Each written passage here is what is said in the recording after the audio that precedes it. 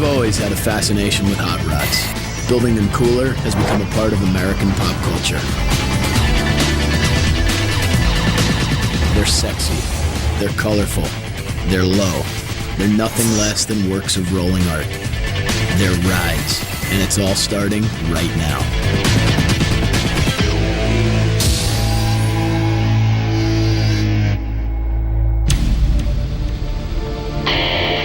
We've all seen them. Hot rods. Big tires. Bigger engines. Lots of chrome. And a cool paint job. And they've all been assembled in a place something like this. But this garage builds hot rods like you've never seen. The rides built here define custom cars.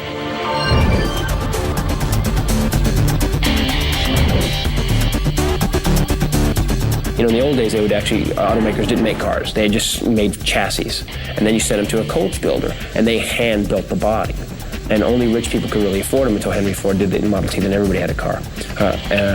And that's what these guys do. It's old-world coach building with 400 horsepower.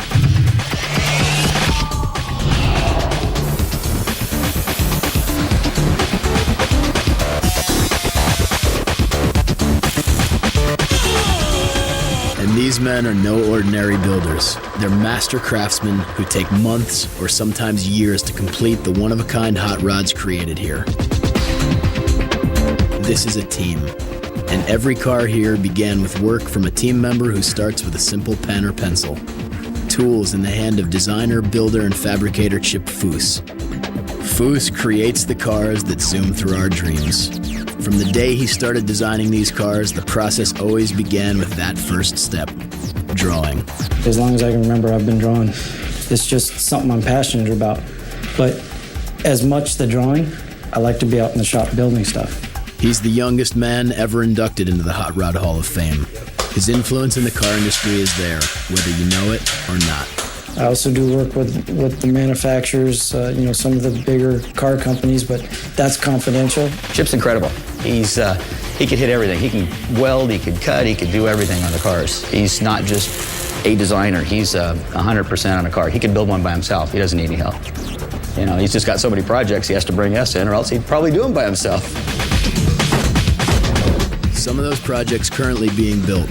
First up, a 36 Roadster that will ultimately require 10,000 man-hours and will revolutionize hot rod design.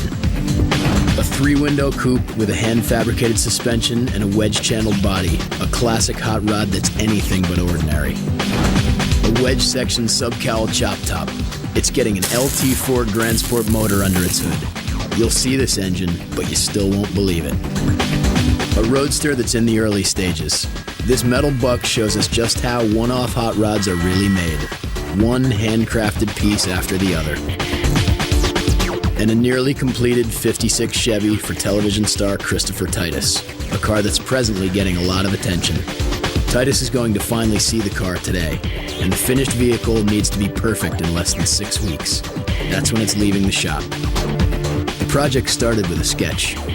Christopher just saw that sketch, said, let's build it. Once I fell in love with the drawing, it was on.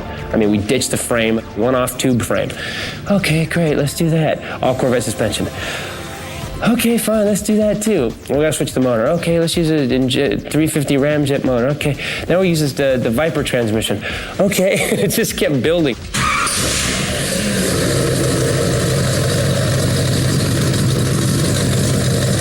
This has got to be a dream come true for Christopher Titus.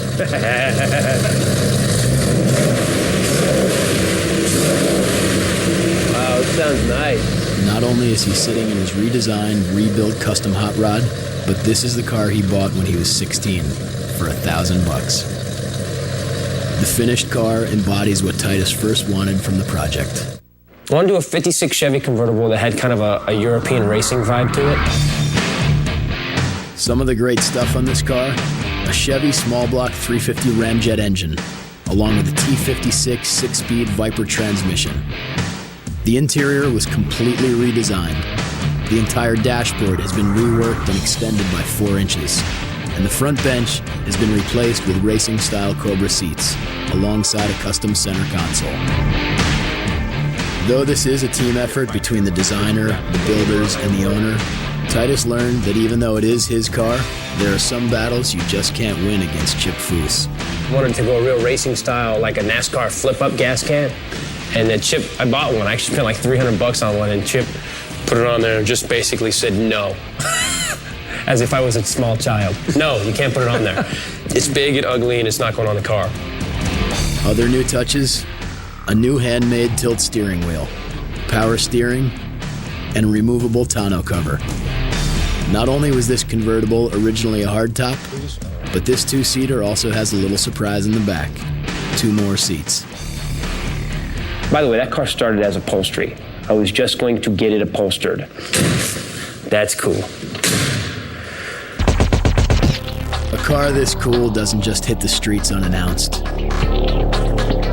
It gets a premiere. And where better than at the SEMA show in Las Vegas?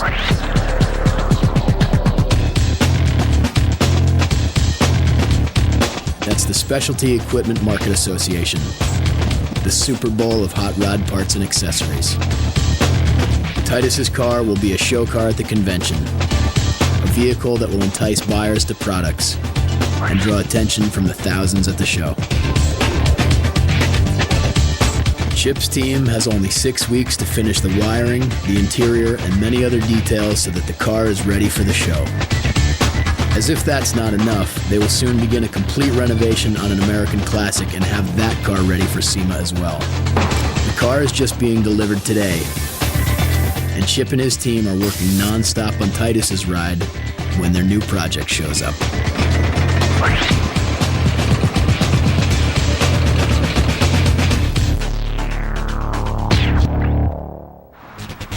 Now that we've met Chip Foose and seen some of his amazing work, we have to ask the burning question. Just what is it about hot rods? It's such an pure American art form and sport, and the same with rock and roll, and that's why the two are just perfect together. It's all just about enjoying your ride, and it's kind of a personification of what you are. While some will tell you it's all about attitude and a certain mindset, others will just come clean and admit that a lot of it is all about a little thing called horsepower.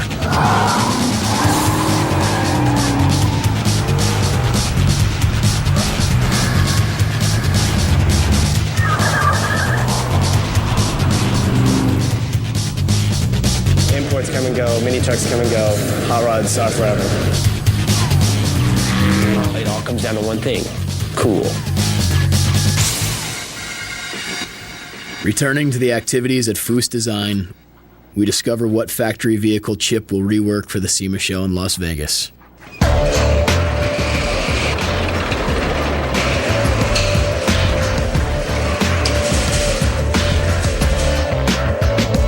Chip will be transforming a Ford Thunderbird, a 21st century version of a classic model.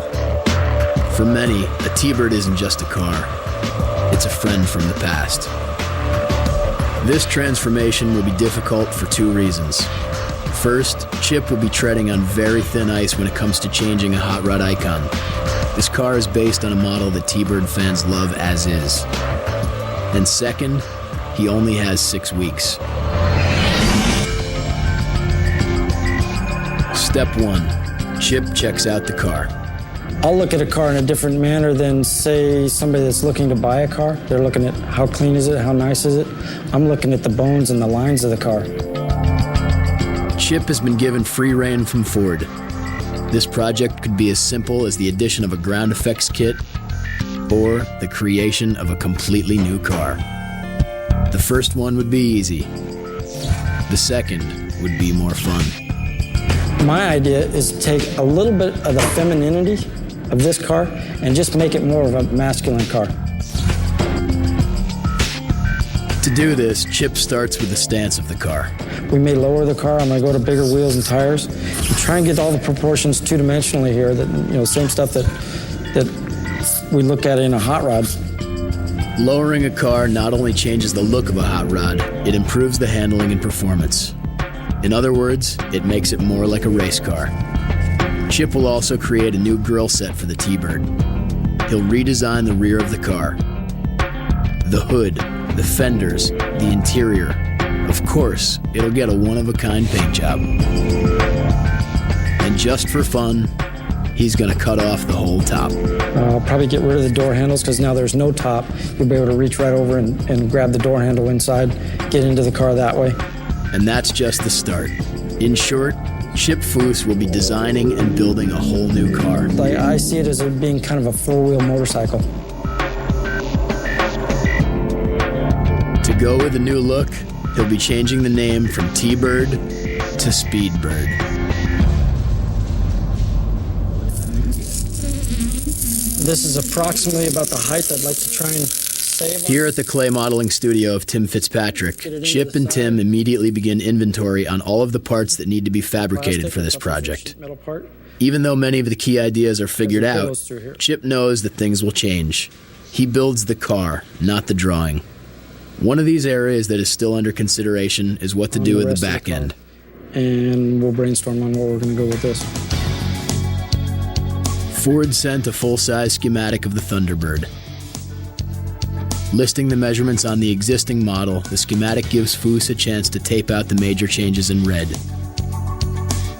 This step helps to ensure that the alterations won't affect the engineering of the car.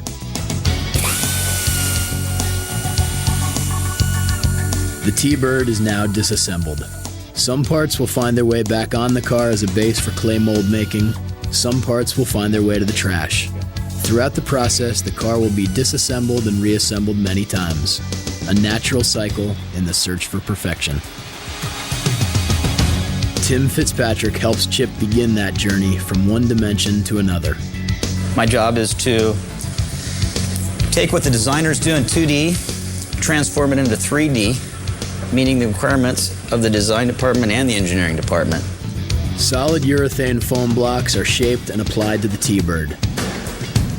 Clay is then applied. Foose and Fitzpatrick are clay specialists, literally sculpting the new car over the old.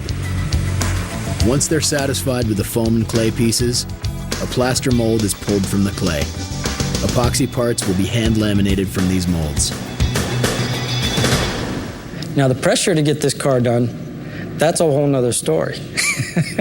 We've got the car now, and we've got, I think it's close to 6 weeks to get it done. And this could be a 6-month project. Another project also needs a lot of attention before it's ready for Las Vegas. The 56 Chevy. A car that retains some of its original character in surprising ways. I wanted the hood bird. That hood bird says 56 Chevy, right? Mm-hmm. And so we tried to figure out, is there a way to do it? And Chip came up with the idea to put it under the hood in the engine cover. So when you open the hood now, the bird that used to be on top is now set into the engine cover. It's pretty amazing. The bird has a home. The bird has a home. It's a little house. A little bird house. It's subtle but brilliant touches like these that keep the car personal and unique. Like all Foose cars, this vehicle is handcrafted beyond measure. It's clearly a very special car, one that means a lot to Chip Foose. Not only is Christopher Titus a good friend, but Chip was fortunate enough to work on the car with another legend in the world of hot rod design and fabrication. Someone who has been the main mentor in Chip Foose's life. This car has a real soft spot for me because it's a project that I did with my father. Like his son, Sam Foose was born to make these cars. He's a top customizer in the world of hot rodding. Sam's also known as the best metal man in the business. I don't know how he does what he does. I just come in and there's a new metal form thing and it's one piece of metal and it wasn't welded, and how the hell did you make that?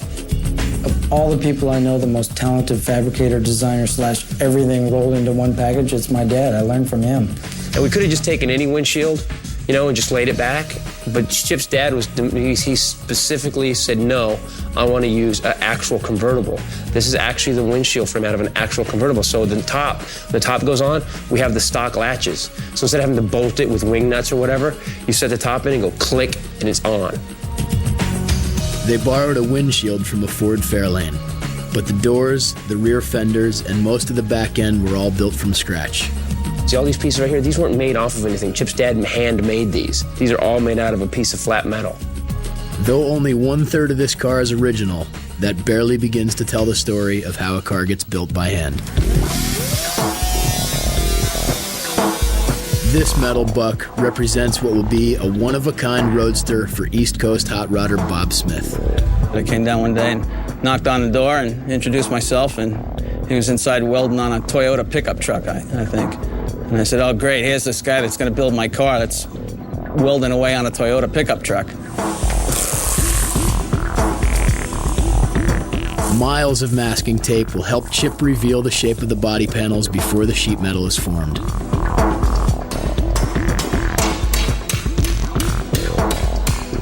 Driving a completely hand-built scratch car is cool, primarily because it's never going to see another one like it at a red light. What I'm doing here is... It is the style of a 32 Ford.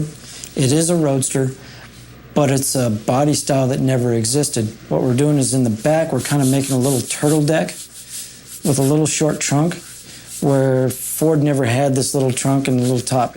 Of these, right? Then you have to go through a whole set first. Part of the fun in building a custom hot rod is the collaboration between the builder and the owner, who in this case live on opposite ends of the country. All of that.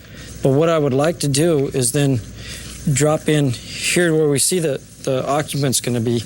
We can drop down and then have a tray here that looks like fitted luggage with a little leather strap and a buckle.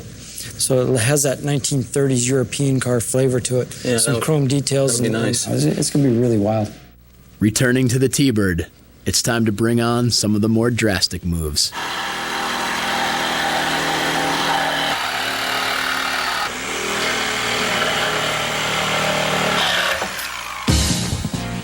As we see the monumental task ahead, we can only wonder if the team at Foose Design has bitten off a little more than they can chew.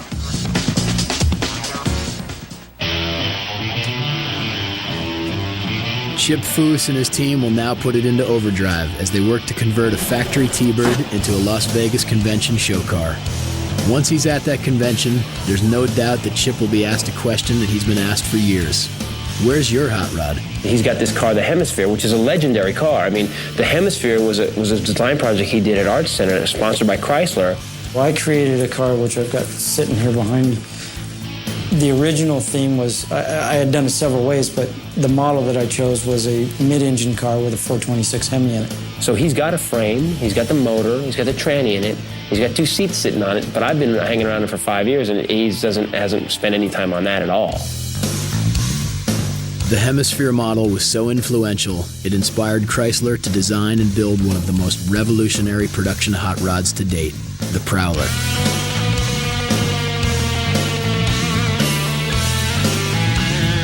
I mean, when that car comes out, it'll still be the most forward-thinking thing that's on the road, and he did it 10 years ago. When you're building custom, one-of-a-kind hot rods for the rest of the world, it's hard to find the time for your own dream car. But what Christopher Titus doesn't know is that the Hemisphere is being completed at this very moment, at a very secret, and some would call very little factory. Once completed, the model of Chip Foose's Hemisphere will become a true collector's item, one that some will never take out of its clear case. Along with another Foose design named the Manhattan, the Hemisphere is in production at a world-famous car plant known as Hot Wheels.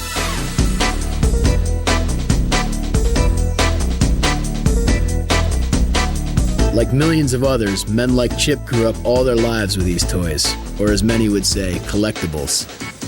Whether you're a collector or just a kid with a lot of orange track, you've surrendered to Hot Wheels and you never really outgrow them. After all these decades, they're true pieces of pop culture Americana. This shows you a rough idea of what we got for parts going so far. We've got the body. Months before the arrival of the T-Bird, Chip met up with Larry and Carson over at Mattel. The 3 men got the project off and running. Manhattan. The details of the Manhattan and the dimensions of the Hemisphere were all worked out in the meeting. We'll send this to the pattern builders and we'll start to work on it right away. Exciting. Artists and colorists at Hot Wheels got the cars up on the computer screens for even more detail work. Larry and Carson now have exciting pieces to show Foose. the first prototype castings of the cars. These are first shots, of course, unpainted, raw metal, not tumbled, not plated, but just to get an idea of fit and finish and everything, make sure the proportions are correct on these. Oh, these look great. Finished product, be ready at SEMA, so we'll probably be seeing you fun. at SEMA with boxes of this stuff. Excellent. Mattel turns Chip's hot rods into Hot Wheels, and Chip turns Hot Wheels into a hot rod like you have never seen.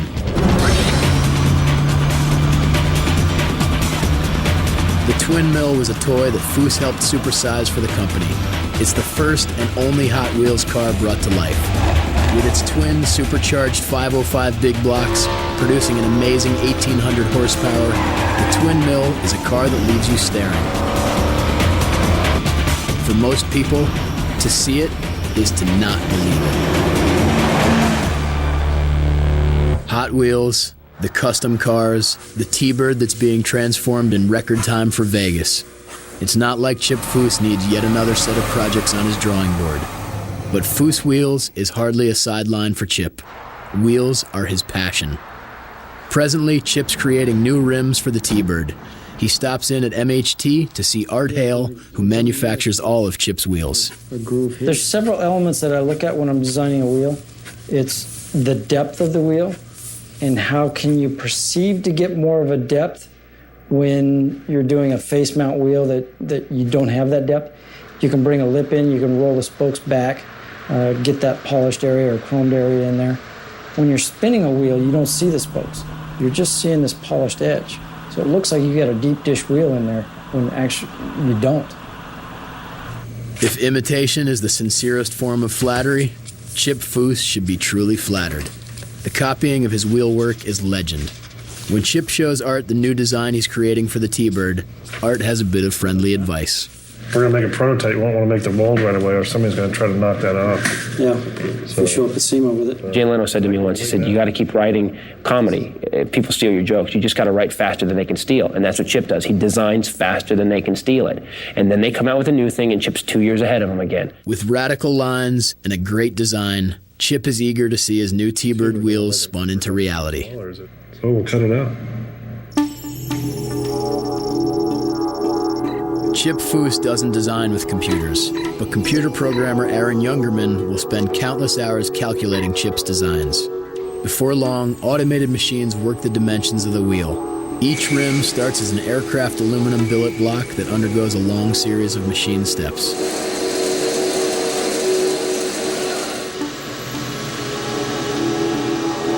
Over 23 hours later, one wheel will be completed.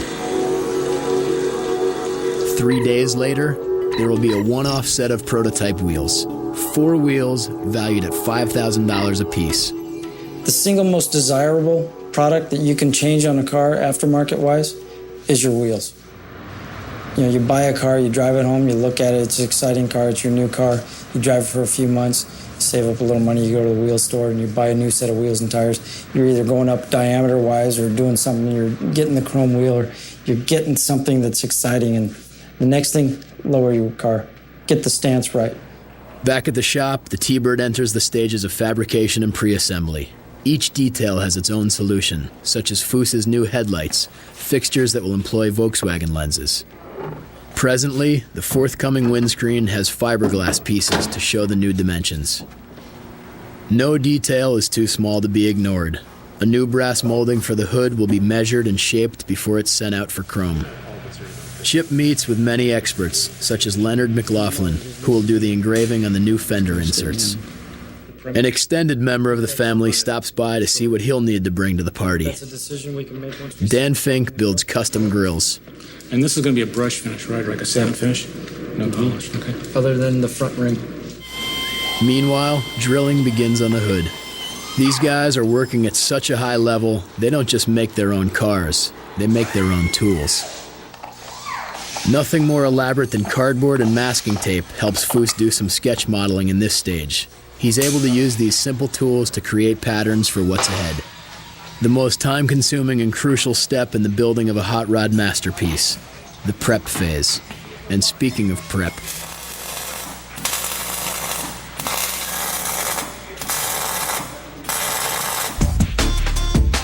Here's yet another vehicle prepped for near completion at Chip's shop. A one-of-a-kind coupe for hot rodder Ron Whiteside. To describe what it takes to complete a car at this level, this team is as concerned with the cosmetics of the undercarriage as they are with the hood. This ride received 200 hours of sanding prep for the paint. And that was just on the frame. Foose design craftsman Brian Fuller. We turn the car over on its side because you need to be able to really access your work and be able to sand right on top of it. You need to get the light, you need to be able to take your rulers, whatever you're going to do to accurately measure the surface and read the surface. You need to really be able to do it in front of you. And doing it underneath the car is near impossible. So we make this whole fixture so we can get it in front of you and work on it. And we also even gap between the body and the frame. So when you look underneath the car, the gap between the body and the frame will be as nice as any of the door gaps that are on the outside. To do that underneath the car would be so hard. So it takes a while to make one of these fixtures, but it's not too bad in the grand scheme of things. Though it doesn't look it, this car is close to being finished. In fact, the first coat of paint just went on. Hundreds of hours of sanding and prep, layers of primer, paint, and a clear coat polished to a glass finish. But it's all worth it, because this is what everybody sees, the paint job. It's crucial for a hot rod. And at this level, it's even crucial for the engine. Paint specialist Chris Gwynn. What makes this motor so cool are the things that you don't see. This is normally just a freeze plug, which is a brass cup that holds the water into the block. Just the time and effort that Carl, the machinist, put into making all these plugs. Now you look at it and it looks very simple and you don't put much thought into it, but that's what they're trying to achieve. They want to simplify the look of the motor to the point that it's streamlined and clean and it flows. Even beyond the paint job, the work here is extensive. Holes are blocked and valve covers are built from scratch, along with many other new parts. Black hoses are replaced by stainless steel hardlines. This is an extra oil filter. When we do the motor, we paint 5 or 6 extra oil filters so the customer, once he drives the car, can do an oil change and still have the custom look all throughout. This is just a small example of how far we go here.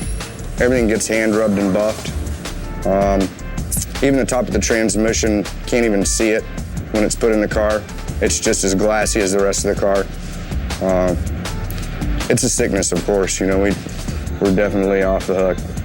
There's no doubt about it. Surface Technology Authority Jim Holloway has even more numbers for us. The time is really not spent in laying the paint on the car. The time is spent in preparation for laying the paint on the car. There's roughly 1,500 hours of paint prep prior to paint on the 59 delivery. So actual spray time, you've probably got 4 or 5 hours. And probably, I would say, 200 to 300 hours of color sand and buff. You start with a raw metal, and then we E-coat it, which is an etching primer, put an epoxy primer down, and then start with our blocking and or filling with plastics and work our way out. And it just takes a lot of time. Time. Something that's always on Chip's mind as the T-Bird is about to enter a third and final phase on the rapidly shrinking road to SEMA.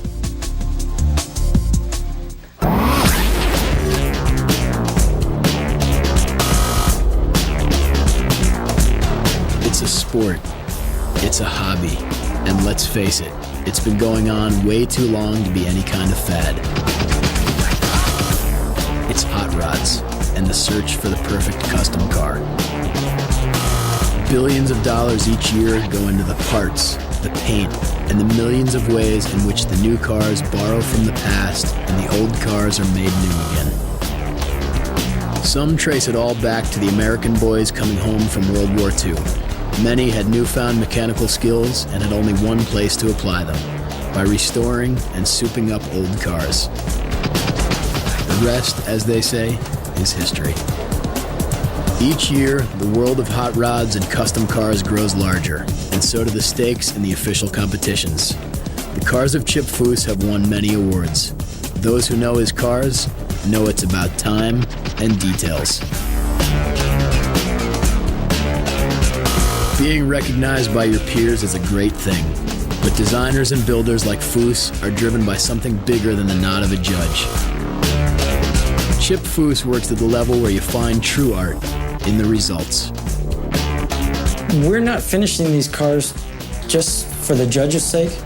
It's that emotional attraction to a piece of artwork. It's an aesthetic value.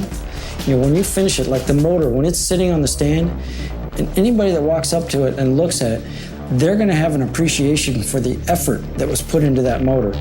It's not just the judge, but now that motor is going to go into a car that same effort went into every piece of that vehicle. And now it is a piece of rolling art. And people that respect and appreciate art, they can't help but appreciate this vehicle when it's finished. His cars have won Street Rod of the Year 5 times, as well as 5 more wins for the prestigious trophy known as America's Most Beautiful Roadster. Chip actually does mechanical art. Mechanical art, or as Chip Foose sometimes likes to call it, rolling art. Here's a rolling work of art that will soon compete at the highest levels of competition. A one-of-a-kind roadster built for hot rod enthusiast Ken Reister.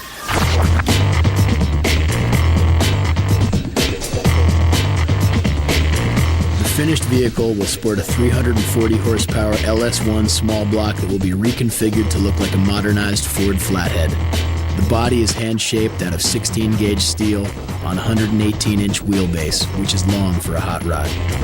It's a 30s roadster that will incorporate lines from European luxury cars.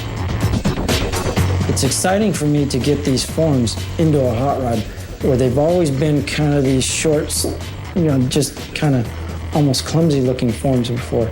This car's got real graceful lines, and I think this car's going to really change the way people look at forms in hot rods. Here's yet another upcoming car with a unique design. A 3-window coupe for hot rodder Chuck Svados.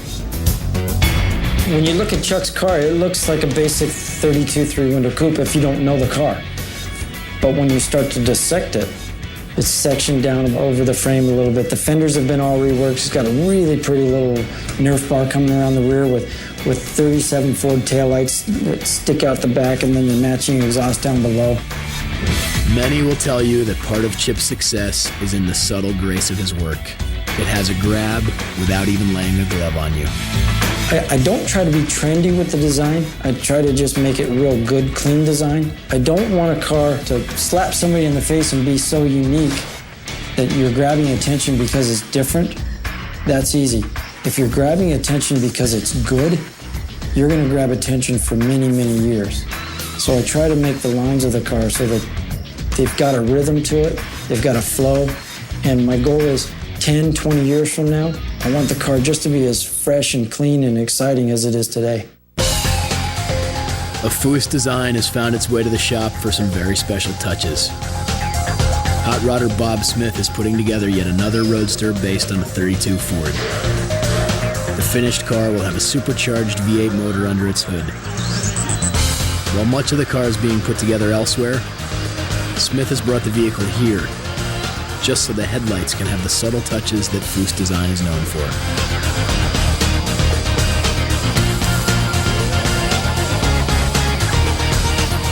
Machinist Carl Jonasson works to make the headlights as graceful and stylish as the rest of the car.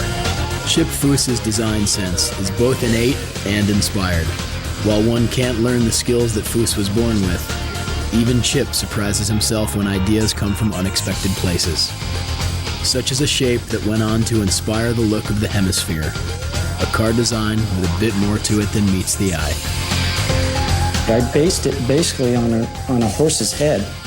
The ears in the back are these blips in the rear fenders, and the eyes were where the fenders were, and then there's nostrils that became the headlights. Michael Anthony of the group Van Halen got to play a Foose design, a base created in the shape of a woman's one-piece swimsuit. When Chip Foose sees something, anything, he starts to think about how the lines just might work yet another way. I'm sitting in an airplane and I'm looking at the air conditioning ducts in the airplane thinking, there's a cool wheel in there. Wheels, hot rods. His mind is literally all over the universe. I love hot rods and cars and transportation. It's like I'm set here, I'm grounded, I'm on Earth, so I'm building cars. You know, if we were in space, I'd be building hot rockets, who knows? Or time capsules, battery connectors, high-end stereo equipment for your car, motorcycles, and even the ordinary wristwatch that Foose makes less ordinary. If it exists, Foose can redesign it. Just ask Christopher Titus. I've seen him design a shirt. I saw him design a new shirt one time at dinner. He redesigned the shirt. Come on, how do you redesign the shirt? While design is one thing, the building is another. And Foose has the best work team in the business. Steve Greninger, electrician Pete Morell, Andy Wallen, machinist Carl Jonasson, and Brian Fuller. All men as crazed about perfection as Foose himself. I actually believe that at one point there's going to be this just a mental institution filled with these guys. So all 6 of them are going to be in the mental institution and just look at the table, look at the table. I don't know what makes them tick, man. I got to tell you, they all frighten me, and yet I wouldn't want anybody else working on anything else I had. With still so much to do on their Speedbird, an old friend arrives. A car that shows just how all this hard work pays off. A car that some consider to be the world's finest hot rod.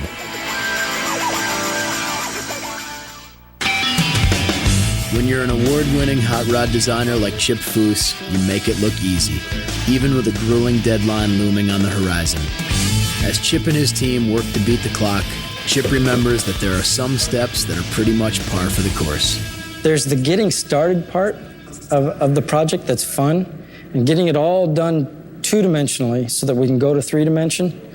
Then the initial three-dimensional stuff is great, that's exciting, and then it's boot camp. Boot camp, the time when the enthusiasm for those first designs has been replaced with the knowledge that the glory will be in the finished details. Details that will take hours upon days. Days this team might not have if they want to get to SEMA on time. Well, today is Monday. The car is supposed to be shipped on Friday. We will finish sanding the final primer tonight, get it back in the booth. I've still got to mix the final color. We'll get it sprayed tonight. We'll start color sanding and buffing parts tomorrow. Wednesday it goes to IBOC, get some springs put on it to lower it.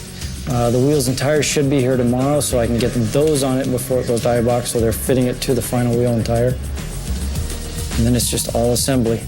They're not just completing a puzzle. They're still making many of the pieces as they go along. These are headrest extenders for the tonneau cover. What we're trying to do is tie the back of the seat into the tonneau cover here. And we've made these out of a urethane foam, which is very easy to shape and modify. We were originally going to mount them a little bit rearward on the tonneau cover. We decided to slide them up, tie them into the seat a little better. So we've added these extenders. We're actually going to drop them over the edge of the tonneau cover, giving us a much cleaner look and pulling it into the interior also. How are you planning on finishing off the inside? One major piece is that one-of-a-kind acrylic windscreen, a wraparound appliance that has to be shaped and cut as it's installed. We've got something that I think I like. Before I cut that, we'll push it outside, get away from it, look at it. I'll have the proper wheels on it. It'll be lowered. You know, we may cut that glass on Friday, just before the car leaves. One of the distinguishing features of this car is the windscreen. It's a speedster, and there is no top. It's a four-wheel motorcycle, so it's, you know, you're out there with the elements. We'd started out with the fiberglass parts on the car. Off of those parts, we made a mold, fiberglass mold. We used AdTech high-temp epoxy resin. It moves around very little, distorts very little. It's very safe, too. You don't need extra protection, mask, fresh air, that stuff. It's a very nice, safe material to work with. After we made the molds, we sent it to Aeroflow. Aeroflow takes a piece of plexiglass, heats it up to approximately 300 degrees, puts it in our mold, and sandwiches it, lets it cool down. And then we get our windscreen out of it. It's still being created, even after the first coat of primer has been put to the car. Meanwhile, Dan Fink is able to put the finishing touches on his new custom grille. Do you like the wings going up, or do you think we ought to try and taper them down? We need to cut the wings and make them parallel. Make the end of the wings the same level as one of the bars. I think that'll look good. It'll actually look like the wing is part of the bar. Right. Dan's Bar and Grill. It's pretty good. I like that. Along the way, Titus sees that plans have changed here and there. there was these cool-looking vents in the trunk in the rear deck lid, and they looked cool, and they matched the front, and it was cool. And then I was talking the other day, and he said, "I'm not putting them in." And I go, "But it looks so cool." And he went, "Well, they don't. Why would you vent the trunk, and the car looks better without them?" For those of us who don't understand their process, it seems impossible that the team will get this car done in time, especially when you know what Chip expects when it's all done. The ultimate compliment to me is when they're looking at the car and their first question is, "Well, what did you do to it?" And the reason that they're asking is it all looks factory. There's not any one thing that's jumping out. It's not like walking up to a car and looking at it, "Hey, nice fender flares." It's all so subtle and looks like it was built by the factory. That's the look that we're looking for here. As far as completing on time, when asked if he knows something we don't, Chip has a simple answer. I know this team, and everybody here will put 100% into it because they don't want to drop the ball. With so much already on their plate, a car that Chip finished a while ago shows up, ready to be detailed for Las Vegas.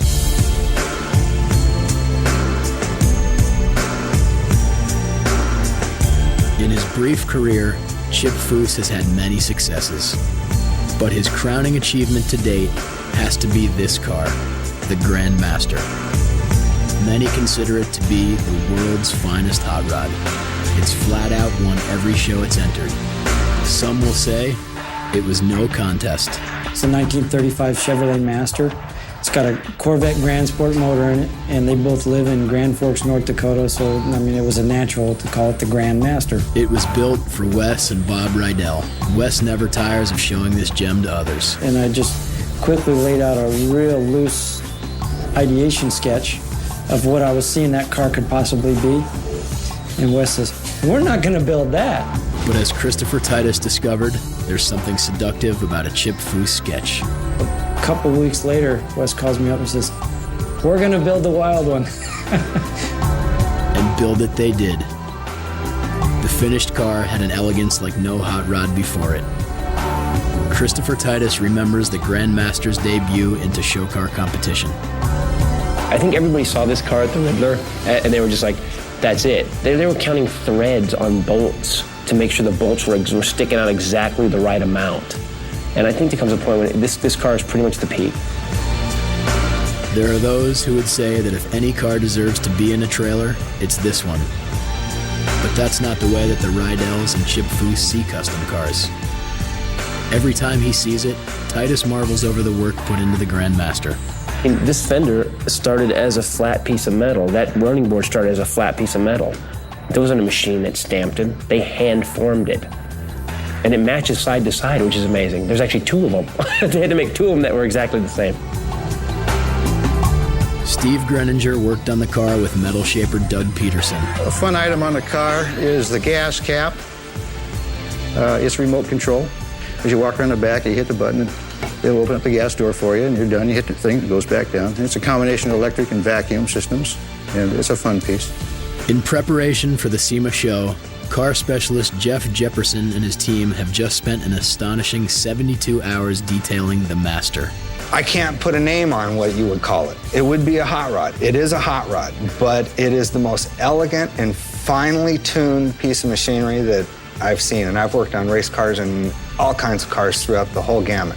Like many who know quality cars, Jeff can hear perfection just by the simple closing of a door. One thing that you'll notice or not notice in this car is under the hood, we've had people say that, oh, this car doesn't run. There's no wires, there are no bolts, and there's no fuel lines. Where's the AC lines? And that just takes an enormous amount of figuring and time and to route these necessary, lines and fixtures to where you can't see them. And it's just mind-boggling where the stuff goes. And it still has to be user-friendly. When you've worked this much on a car of this caliber, it's easy to see how it can almost become a part of your family. All my life, my dad had told me that you don't build trophies, you build cars to drive. When he came down, he pulls me aside and he says, I've always told you, don't build trophies, build cars to drive. this car's too nice to drive. I mean, I'd never heard my dad say that. It was a great compliment and made me feel great. What is it about hot rods? After all, they're just pieces of metal. How can so much steel and rubber bring so much emotion to these builders? Maybe it's about all the time that has to be applied. Time that results in leaving a piece of yourself in that car. This is the jewel of the Nile to me. I mean, this is the pristine automobile. I mean, every piece, the steering wheel's handmade. And it's just a piece of me. If you really got into the details of this car, it's just a beautiful lady. And I'm very attached to it. Ask me another question. Returning to the T-Bird. With SEMA only days away, the Speedbird looks as though it's months away.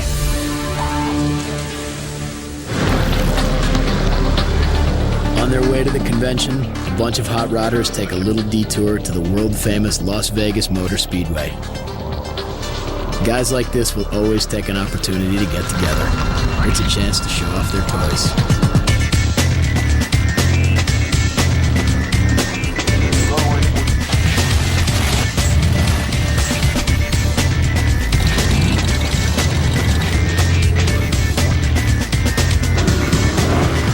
Attending his first SEMA show, Christopher Titus can't wait to see all those custom cars. In LA especially, you can have a Bentley, you can have a Lamborghini, you can have a Ferrari, and there's one on every corner. But to pull up in that 56 Chevy, there's not going to be anybody that's going to have it. And when Charlie Sheen comes up to me and goes, man, where can I get this? And I go, you can't. Go buy another Bentley. Christopher Titus's custom car was built in Southern California. SEMA is in Las Vegas. Upon delivery of their rolling piece of art, most people would transfer their car in a trailer. But not a true hot rodder like Christopher Titus. You know, the guys that put the cars in trailers, what? You're a loser. This thing will never see a trailer. This 56 Chevy will never see a trailer.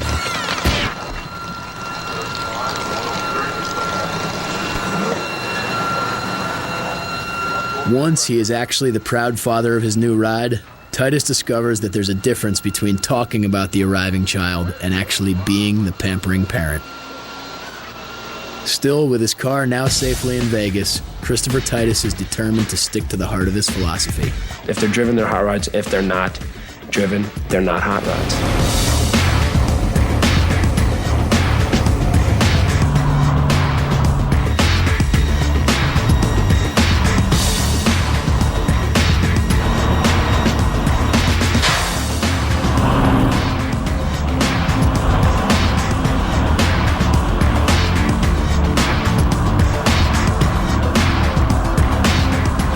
Takes his car, named Once a Night on the Speedway, joined by the Twin Mill and the world's fastest small block Chevy. The whole crew is awaiting the new arrival. Oh my God, that car's gonna be amazing.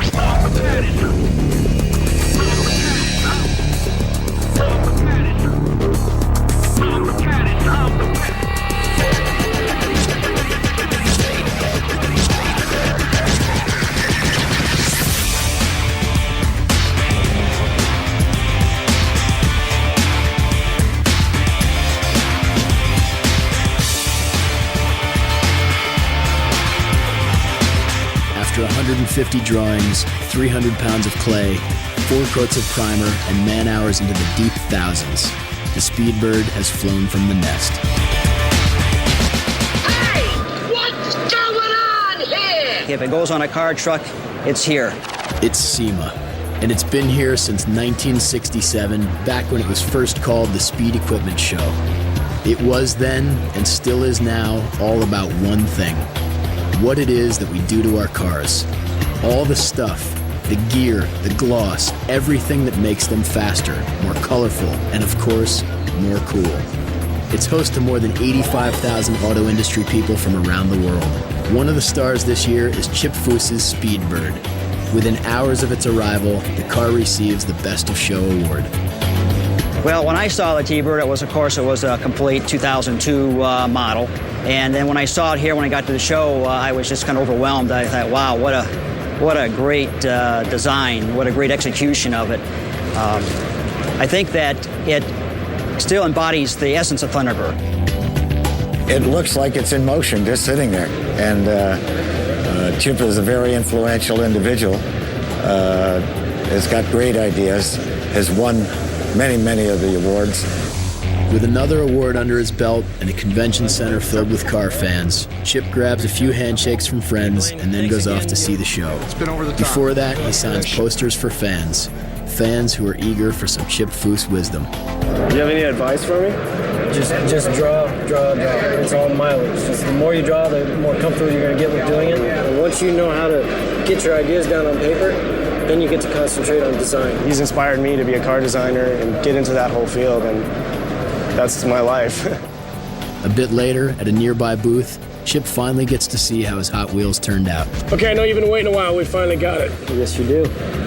Yeah, wow. Too cool. Finally, after 10 years, Chip Foose gets to see his dream car, the Hemisphere. It's a beauty, even at only 2.5 inches long. Is that a new car smell? Definitely. I love that new car smell. It will be on the street in 2005. On the street in 2005. You heard it here first, ladies and gentlemen.